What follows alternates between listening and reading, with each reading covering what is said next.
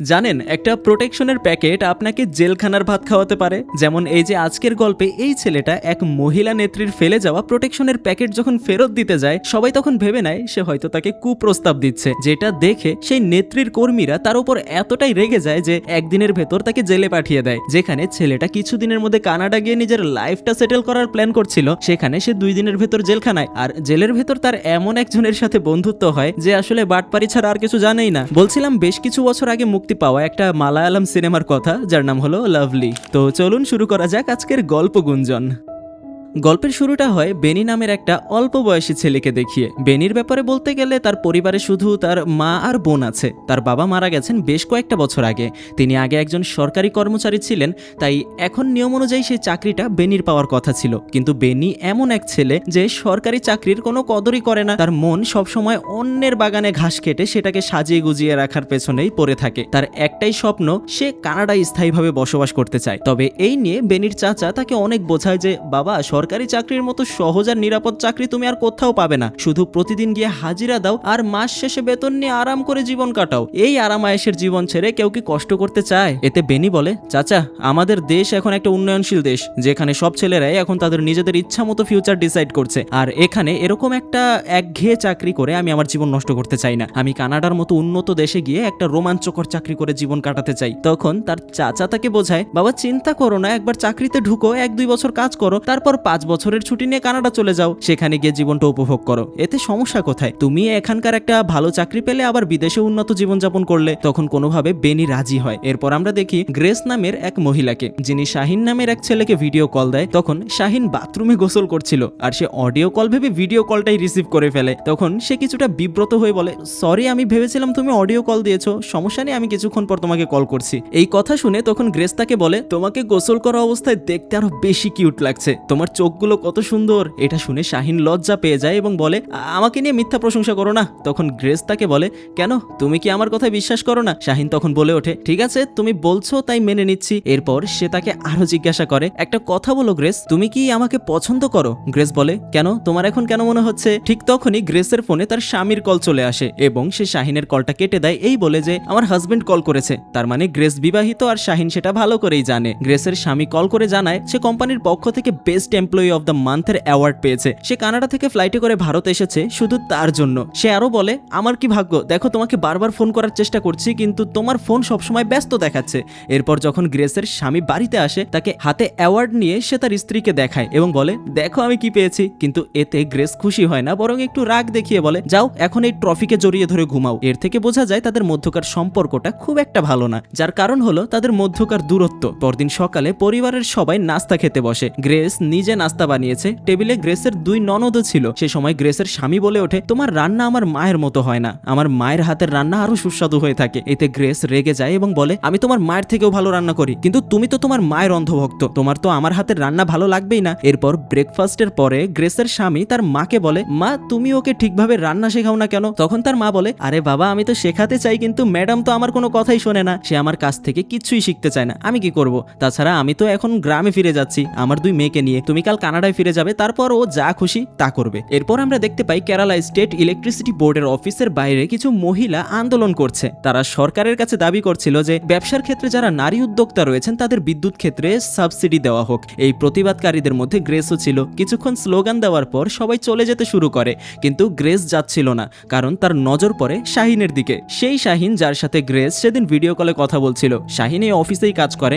সে আর grace এখানে শুধুমাত্র আন্দোলন করতে নয়, বরং শাহিনের সাথেও দেখা করার উদ্দেশ্যেই এসেছিল। একটু সুযোগ পেতেই সে শাহিনের পেছনে যায়। একা থাকার সুযোগ পেয়ে সে শাহিনের সঙ্গে একটু কামভাব ভঙ্গিতে কথা বলতে শুরু করে। তার কাছাকাছি এসে হাত স্পর্শ করতে থাকে। শাহিনের এই ব্যাপারগুলো ভালো লাগলেও সে কিছুটা দূরে সরে যায়, কারণ এখানে এইগুলো করার সঠিক জায়গা নয়, কেউ দেখে ফেললে সমস্যা হতে পারে। তাই সে গ্রেসকে থামিয়ে দিয়ে বলে, আমাদের এখানে স্বাভাবিক আচরণ করা উচিত, আমাদের আশেপাশের মানুষদেরকে বোঝানোর জন্য যে তারা নর্মাল ব্যাপার নিয়ে কথা বলছে। তাই গ্রেস জোরে জোরে তার পরিবারের খোঁজ খবর নিতে শুরু করে যাতে কেউ ভুল কিছু না ভাবে। কিছুক্ষণ কিছুক্ষণ পর গ্রেস তাকে জিজ্ঞাসা করে, এইবার তুমি আসবে তো? শাহিন বলে, হ্যাঁ আমি আসবো, যেটা শুনে গ্রেস মনে মনে কিছুটা খুশি হয় এবং সেখান থেকে চলে যায়। গ্রেস চলে যাওয়ার পর শাহিন তার ম্যানেজারের কাছে যায়, যিনি তাকে নতুন এলডি বেনির সঙ্গে পরিচয় করিয়ে দেন। হ্যাঁ, আমাদের মেন ক্যারেক্টার বেনি, যে আজই চাকরিতে যোগ দিয়েছে। বেনি তাকে নিজের পরিচয় দিয়ে বলে, আমি বেনি। তখন শাহিনও হাত মেলাতে মেলাতে বলে, আমি শ্রীনুমান। এরপর আবার বলে, আমি শাহিন। সবাই নাকি তাকে শাহিন বলেই ডাকে, তাই সেও তাকে শাহিন বলেই ডাকুক। সেই সময় ম্যানেজার তাকে জিজ্ঞাসা করেন, তোমার বাড়ি কোথায়? বেনি বলে, আমি মানিগঞ্জ থাকি। এতে ম্যানেজার বলেন, তাহলে তোমার যাতায়াত করা কঠিন হয়ে যাবে, তুমি এক কাজ করো, শাহিনের সাথে লেগে থাকো। তারপর শাহিনকে বলেন, তুমি আগে বেনিকে অফিসটা ঘুরে দেখাও। একটু পর বেনি শাহিনকে নিয়ে অফিসটা ঘুরে দেখতে শুরু করে। কথায় কথায় বেনি তাকে বলে, আমি আমার জামা কাপড় কিছুই আনিনি। তখন শাহিন তাকে কাউকে ফোন করে আনিয়ে দিতে বলে, কারণ শুধু জামা কাপড় আনার জন্য 60 কিলোমিটার যাবে, এর ওপর সে আজকেই এখানে এসেছে, তো এটা আসলে ঠিক হবে না। এরপর সে বেনিকে তার ডেস্ক দেখিয়ে দেয়, যেখানে আরো অনেক মানুষের ডেস্ক আছে। বেনির টেবিলে অনেক ফাইল রাখা থাকে। শাহিন তাকে একবার সবকিছু ভালো মতো দেখে নিতে বলে। সেই সময় গ্রেস শাহিনকে মেসেজ করে, যেখানে সে তার বাড়ির লোকেশন দিয়ে বলে আজ নাকি তার বাড়িতে কেউ নেই, তাই সে শাহিনকে আজকেই তার বাসায় আসতে বলেছে। যেটা শুনে শাহিনও নিজেকে আর ধরে রাখতে পারে না, সে পুরো এক্সাইটমেন্ট নিয়ে গ্রেসের অ্যাপার্টমেন্টে যায়। লিফটে উঠে সে লজ্জায় লাল হচ্ছিল এবং ভাবছিল ভেতরে গিয়ে কিভাবে কি করবে, কি দিয়েই বা কথা শুরু করবে, এই ধরনের চিন্তা তার মাথায় ঘুরছিল। এরপর যখন সে গ্রেসের ফ্ল্যাটে ঢুকে দেখতে পায় গ্রেস আগে থেকেই তৈরি হয়ে বসে আছে। শাহিনকে দেখে সে সোজা তার ক্লোজ হওয়ার চেষ্টা করে, যেটাতে শাহিন কিছুটা ঘাবড়ে যায় এবং বলে, আমি তো রোদ থেকে এসেছি, আগে আমাকে একটু পানি দাও না। তখন গ্রেস বলে, পানির কি দরকার, আমি তোমাকে জুস বানিয়ে দিচ্ছি। শাহিন বলে, তাহলে বানিয়ে নিয়ে এসো। যখন গ্রেস জুস বানাচ্ছিল শাহিন ভেতরে নার্ভাস হতে থাকে। গ্রেস জুস নিয়ে এসে তাকে খাওয়ায়, এমনকি নিজেও অর্ধেকটা জুস খায়। অর্থাৎ বুঝতেই পারছেন বিষয়টা, জুস খেতে খেতে গ্রেস শাহিনের কোলে বসে পড়ে। কিন্তু শাহিন তখনও খুবই অস্বস্তিতে ছিল, সে ভয় পাচ্ছিল। কিছু বুঝে ওঠার আগেই শাহিন তাকে নিজের থেকে দূরে সরিয়ে দিয়ে বলে, আমি তো প্রোটেকশন আনিনি, আমরা এগুলো করতে পারবো না। এই বলে সে দ্রুত সেখান থেকে চলে যায়। বাইরে যাওয়ার পর তার খুব আফসোস হয় এই ভেবে যে আমার একটু ভালোভাবে আচরণ করা উচিত ছিল, আর নিজে নিজে ভাবতে থাকে আমি এত ভীতু কেন। মূলত সে ওখান থেকে পালিয়ে এসেছে। এরপর সে রাতে টিটি পানি খেয়ে লজে ফিরে। সেখানে বেনি তার গ্রামের এক বন্ধুকে ডেকেছিল তার কাপড়গুলো নিয়ে আসার জন্য। সেখানে শাহিন বেনি এবং তার বন্ধুর সামনে নিজেকে নিয়ে অনেক হতাশাগ্রস্ত হতে থাকে। আমি জীবনে কিচ্ছু করতে পারিনি রে, আমি একেবারেই ব্যর্থ। পরের দিন গ্রেস আবারও শাহিনের অফিসে আসে। তার মুখ একটু মলিন ছিল। সে এসে শাহিনের ডেস্কের সামনে বসে পড়ে। শাহিন ভয়ে বলে, দেখো কাল আমি প্রস্তুত ছিলাম না, সরি। গ্রেস বলে, কোনো সমস্যা নেই। তারপর গ্রেস তার ব্যাগ খুলে দেখায়, ভিতরে প্রোটেকশন রাখা ছিল। সে বলে, আমি সব ব্যবস্থা করে এসেছি, এখন কোনো সমস্যা নেই, কি বলো? তাদের এই কথার মাঝেই হঠাৎ সে শাহিনকে বলে, আই লাভ ইউ শাহিন। শাহিনও লজ্জায় লাল হয়ে যায় এবং বলে, আই লাভ ইউ টু। এরপর গ্রেস উঠে চলে যেতে শুরু করে, কিন্তু সে তার ব্যাগের চেইন বন্ধ করতে ভুলে যায়। ফলে ব্যাগ থেকে অনেক জিনিস বাইরে পড়ে গিয়েছিল। অফিসের কিছু মহিলা কর্মী সেগুলো তুলে দিতে সাহায্য করে। গ্রেস চলে যাওয়ার সময় বেনি দেখে যে তার একটা প্রোটেকশনের প্যাকেট ডেস্কের নিচে পড়ে আছে। সে জিনিসটা কি এটা খেয়াল না করে সেটা তুলে গ্রেসকে দিয়ে বলে, ম্যাডাম এটা হয়তো আপনার পড়ে গিয়েছিল, তুলতে ভুলে গিয়েছিলেন। ঠিক সেই সময় গ্রেসের রাজনৈতিক দলের কিছু পুরুষ কর্মী সেখানে এসে উপস্থিত হয়। তারা দেখে যে বেনি গ্রেসকে এই প্রোটেকশনের প্যাকেট দিচ্ছে। তখন তারা তাকে জিজ্ঞাসা করে, ম্যাডামের ব্যাগ থেকে এটা পড়ে গিয়েছিল, আমি শুধু সেটা ফেরত দিচ্ছিলাম। কিন্তু গ্রেস তখন এটা অস্বীকার করে বলে, এ আমাকে অপমান করছে, এই প্যাকেটটা আমার ব্যাগে ছিলই না। এতে কর্মীরা আরো রেগে যায় এবং সেখানে ছোট্টখাটো হাঙ্গামা তৈরি হয়। শব্দ শুনে শাহিন সেখানে আসে। সে পুরো ঘটনাটা বুঝিয়ে বলে এবং সবাইকে বোঝাচ্ছিল যে ইনি আমার এমপ্লয়ি, আমি বিষয়টা ম্যানেজ করে নিচ্ছি। কিন্তু গ্রেসের কর্মীরা এই ব্যাপারটা খুব একটা ভালোভাবে নেয় না। তারা এই ব্যাপারটা তাদের রাজনৈতিক দলের সম্মানের সাথে জুড়ে দিয়ে বলে, আমরা একে সহজে ছেড়ে দেব না। এরপর দেখা যায় বেনি শাহিনের সাথে লজে বসে আছে। শাহিন চা খাচ্ছে এবং নাস্তা করে অফিস যাওয়ার প্রস্তুতি নিচ্ছে। তখন বেনি বলে, আমার এই সরকারি চাকরিটা করার কোনো ইচ্ছাই ছিল না, আমি তো কানাডা যেতে চেয়েছিলাম। শাহিন তখন বলে, আরে ভাই, এটা তোমার ভবিষ্যতের জন্য খুবই নিরাপদ চাকরি, কিচ্ছু করতে হবে না, মাস শেষে ভালো বেতন পাবে। ঠিক তখনই দরজায় কড়া নাড়ার শব্দ হয়। দরজা খুলতে দেখতে পায় দরজার সামনে পুলিশ দাঁড়িয়ে আছে। তারা বেনিকে উদ্দেশ্য করে বলে, তোমার বিরুদ্ধে আইপিসি সেকশন 354 এর অধীনে অভিযোগ করা হয়েছে। তারা সেই মুহূর্তেই বেনিকে গ্রেফতার করে এবং তাদের সিনিয়রের বাড়িতে নিয়ে যায় এবং বলে, স্যার, এই বেনি ইউএফএ উইংস এর একজন নারী অ্যাক্টিভিস্টকে হয়রানি করেছে, তার সম্মান নষ্ট করেছে এবং তাকে প্রোটেকশনের প্যাকেট দেওয়ার চেষ্টা করে অপমান করেছে। অফিসার বেনিকে শুধু জিজ্ঞাসা করেন, তুমি কি ওই মহিলাকে এটা দেওয়ার জন্য হাত বাড়িয়েছিলে? বেনি উত্তরে বলে, হ্যাঁ। কিন্তু এরপর বেনি কিছু বলতে নেবে সিনিয়র তাকে থামিয়ে দিয়ে বলে, ব্যাস, আর কিছু বলার দরকার নেই, ওকে 14 দিনের রিমান্ডে পাঠাও। এরপর বেনিকে জেলে পাঠানো হয়। যদিও সে নিজের কথা বোঝানোর চেষ্টা করছিল, পুরো পরিস্থিতি ব্যাখ্যা করতে চাইছিল, কিন্তু কেউই তার কোনো কথা শোনে না। জেলখানায় অনেক বড় বড় খারাপ অপরাধী ও গ্যাংস্টার থাকে যাদের সাথে বেনিকে থাকতে হয়। পরদিন তার মা তাকে দেখতে আসে এবং বলে, বাবা, ঠিকমতো খাওয়া দাওয়া করছিস তো? তোর চাচাও এসেছে, সে নিশ্চয়ই কিছু করবে তোর জন্য। কিন্তু বেনি তার মায়ের চোখে চোখ রাখতে পারে না। সে মনে মনে ভাবে, মা আমার সম্পর্কে না জানি কি ভাবছেন। তারপর যখন খাবারের লাইনে দাঁড়ায় তখন বেনি তার পাশে থাকা একজন বন্দিকে জিজ্ঞাসা করে এখানে বন্দীদের ইউনিফর্ম দেওয়া হয় না কেন। বেনি বন্দি লোকটার কাছ থেকে জানতে পারে এটা পুলিশ স্টেশনের জেল, এখানে থাকা অপরাধীদের মামলা যদি আদালত পর্যন্ত যায় এবং তাদের অপরাধ প্রমাণিত হয় তাহলে তাদের অন্য জেলে স্থানান্তর করা হবে যেখানে তারা নতুন ইউনিফর্ম পাবে। এরপর রাতের বেলা বেনি তার সেলে একা থাকে। হঠাৎ সে একটা মেয়ের গান শুনতে পায়, কিন্তু আশ্চর্যের ব্যাপার হলো এখানে শুধু পুরুষ বন্দীদের রাখা হয়, মেয়ের কোনো অস্তিত্বই থাকার কথা না এখানে। এর কিছুক্ষণ পর তার চোখে পড়ে একটা মাছি। সে অবাক হয়ে সেই মাছির দিকে তাকায়, কারণ সেই গানের শব্দগুলো যেন ওই মাছির মধ্য থেকে আসছিল। মাছিটাও কনফিউজড হয়ে যায়, এটা কি হলো, এ কি আমার কথা শুনতে পাচ্ছে? তারপর সে বারবার বেনির কানে এসে ওয়ে হ্যালো বলতে থাকে। এতে বেনির মাথায় আকাশ ভেঙে পড়ে। সে নিজের চোখ কান বিশ্বাস করতে পারছিল না, এটা কিভাবে হচ্ছে, আমার কি মাথা ঘুরছে নাকি? কিচ্ছু বুঝতে না পেরে সে মনে মনে সিদ্ধান্ত নেয় মাছিটাকে শেষ করে দেবে। সে একটা থালা ছুঁড়ে মাছিটাকে মারার চেষ্টা করে, কিন্তু মাছিটা এতটাই চঞ্চল ছিল যে কিছুতেই তার নাগাল পাচ্ছিল না। সে এদিক ওদিক দৌড়াতে থাকে এবং বারবার মাছিটা তাকে ফাঁকি দিয়ে বেঁচে যায়। প্রতিবারই ভাবে এই হয়তো মাছিটাকে সে শেষ করে দেবে, কিন্তু পরক্ষণেই দেখা যায় মাছিটা বেঁচে আছে।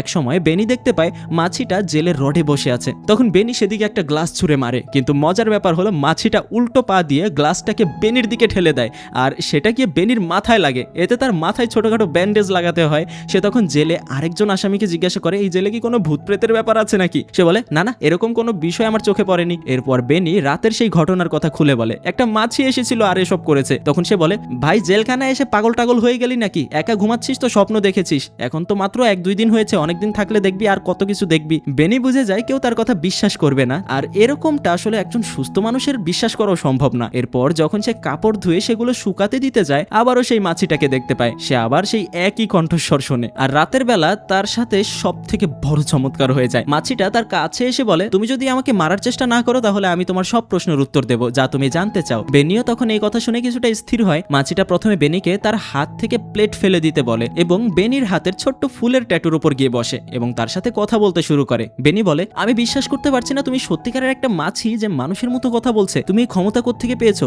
মাছিটা বলে তুমি খুবই ইন্টারেস্টিং প্রশ্ন করেছো, আমি এর আগে অনেক বন্দির কানে ফিসফিস করেছি কিন্তু কেউই আমাকে গুরুত্ব দেয়নি, কিন্তু তুমি আমার কথা শুনছো, বুঝছো, এই স্পেশাল ক্ষমতা শুধু আমার কাছে নেই বরং তোমার কাছেও আছে। আমাদের দুজনের কথা বলা এবং শোনার ফ্রিকোয়েন্সি হয়তো ম্যাচ করে গেছে। এরপর হঠাৎ তার নাকে একটা গন্ধ ভেসে ওঠে। মাছিটা দ্রুত সেখানে যায় এবং ফেরত এসে বলে কিলিং এজেন্টরা এসেছে, আমাকে পালাতে হবে, তারা ক্লোরিন ডাইঅক্সাইড স্প্রে করেছে, এতে সব মশা মাছি মারা যাবে। এই বলে সে সেখান থেকে কোথাও একটা পালিয়ে যায়। সেদিন আর ফিরে আসে না। পরদিন সকালে এসে বেনিকে বলে আমি কিচেন থেকে ঘুরে এসেছি, আজ ব্রেকফাস্টে সাম্বার হচ্ছে। সে আরো শুনেছে লোকজন বেনি সম্পর্কে নাকি কথা বলছে, তাই সে বেনিকে খোঁচা দিয়ে কথা বলে তুমি তো দেখা যায় নিজের কাম ভাব কিছুতেই সামাল দিতে পারছো না, দিনের আলো একটা মেয়েকে প্রোটেকশন অফার করলে, তোমার আসল উদ্দেশ্য কি ছিল বলো তো? বেনি তখন তাকে বলে তুমি এই পৃথিবী সম্পর্কে কি জানো, কখনো জেলের বাইরে গিয়েছো? মাছিটা তখন নিজের কাহিনী বলতে শুরু করে, আমি যখন ছোট্ট ছিলাম তখন মা আমাকে বলেছিল আমাদের বাইরে ঘুরতে নিয়ে যাবে। আমরা জেলের ছোট্ট গেট দিয়ে বের হচ্ছিলাম, কিন্তু আমার মা বাইরে গিয়েছিল, আমাকে ডাকছিল।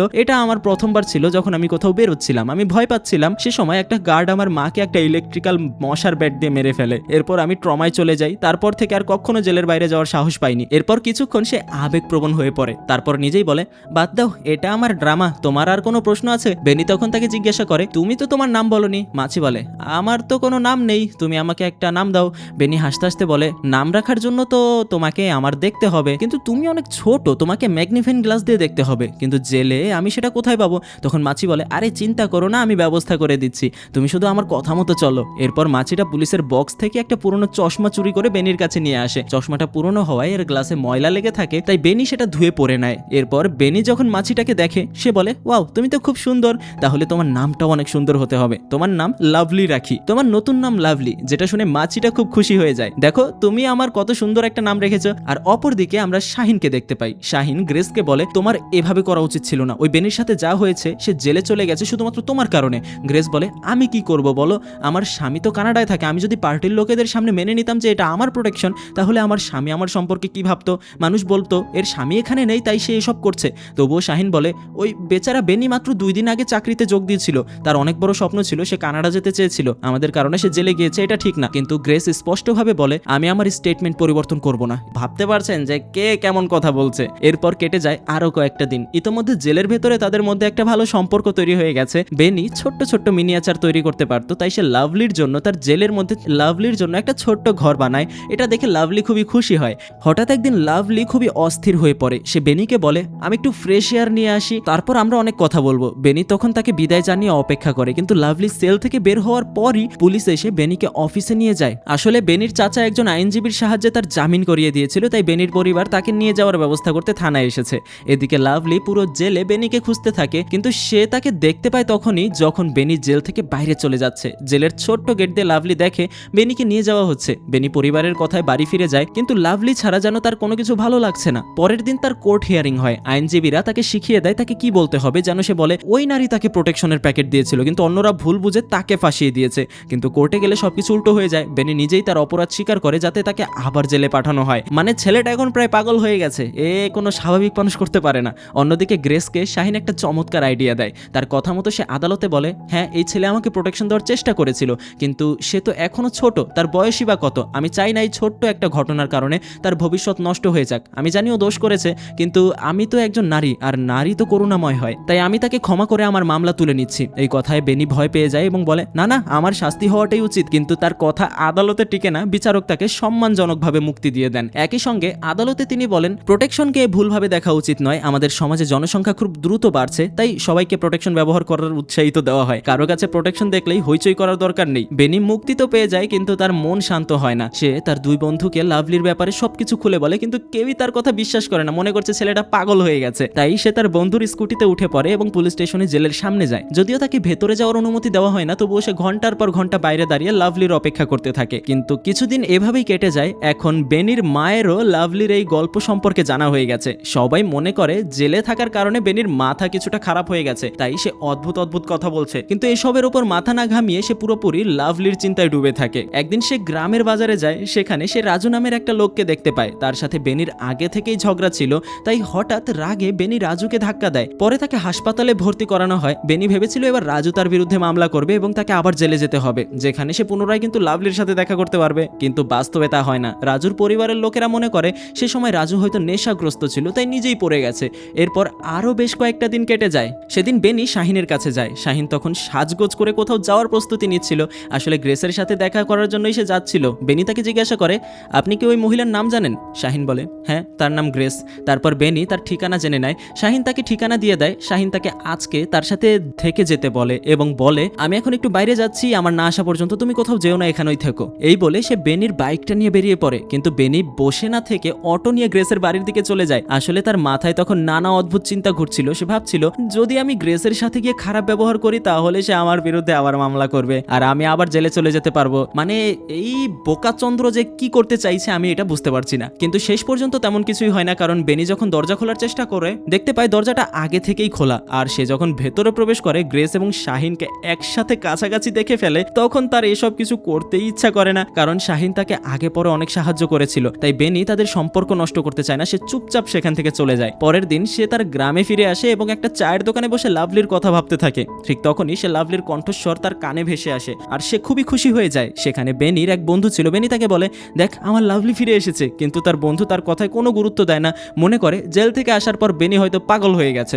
এরপর বেনি লাভলিকে জিজ্ঞাসা করে, তুমি এখানে কিভাবে এলে? লাভলি উত্তরে বলে, তুমি তো তোমার গ্রামের কথা বলেছিলে, তাই আমি তোমার গ্রামে বাসে করে চলে এসেছি। আর জানো এখানে আসতে আমার টিকিটও লাগেনি। দুজনের খুব হেসে হেসে কথা বলতে শুরু করে। লাভলি তার সামনে থাকা টেবিলে বসে তাকে বলে, তুমি চলে যাওয়ার পর আমি একেবারে একা হয়ে গিয়েছিলাম। আমার আর কোনো কিছু ভালো লাগছিল না। আমি অনেক সাহস করে জেল থেকে পালিয়ে এসেছি। বেনিও বলে, আমারও একই অবস্থা ছিল। আমি আবার জেলে যাওয়ার জন্য শত চেষ্টা করছিলাম। সেই সময় রাজু বেনিকে দূর থেকে দেখে ফেলে। সে আগে ঝগড়ার প্রতিশোধ নেওয়ার জন্য তার দিকে এগিয়ে আসে। রাজু তার দিকে জোরে আঘাত করে, কিন্তু সেটা লাভলির ওপর গিয়ে লাগে। এর ফলে লাভলি নিস্তব্ধ হয়ে যায়। বেনি ভাবে লাভলি হয়তো মরে গেছে। বেনি খুব রেগে যায় এবং বলে, তুমি লাভলিকে মেরে ফেলেছো। সে রাজুর সাথে মারামারি শুরু করে দেয়। কিন্তু রাজু দেখতে হ্যাংলা হলেও খুবই শক্তিশালী ছিল। সে এক ঘুষিতেই বেনিকে অজ্ঞান করে ফেলে। কিন্তু এরপর লাভলির শরীর একটু নড়ে ওঠে। কিছুক্ষণ পর সে আবার জ্ঞান ফিরে পায় এবং বেনিকে ডেকে বলে, তোমাকে এই লোকটার থেকে প্রতিশোধ নিতে হবে। লাভলি জেলে অনেক লড়াই দেখেছিল, তাই তার কিছুটা ফাইটিং টেকনিক জানা ছিল। সে বেনিকে গাইড করে এবং বেনি রাজুকে সেই স্টাইলে চরম খেলাতে শুরু করে। এক পর্যায়ে যখন বেনি রড দিয়ে রাজুকে মারতে যায়, তখন লাভলি তাকে থামিয়ে দেয় এবং বলে, না না,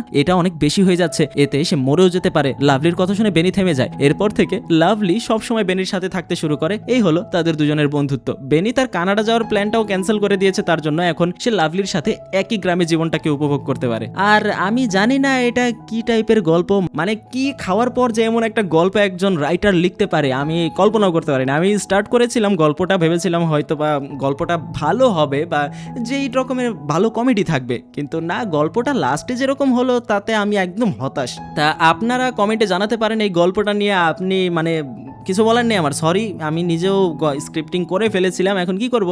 এটা বাদ দেন, এই যে স্ক্রিনে আরও একটা গল্প ভেসে উঠেছে, এইটা খুবই ভালো গল্প, এটা খুবই মজা পাবেন দেখে, এইটা দেখা শুরু করতে পারেন। ধন্যবাদ।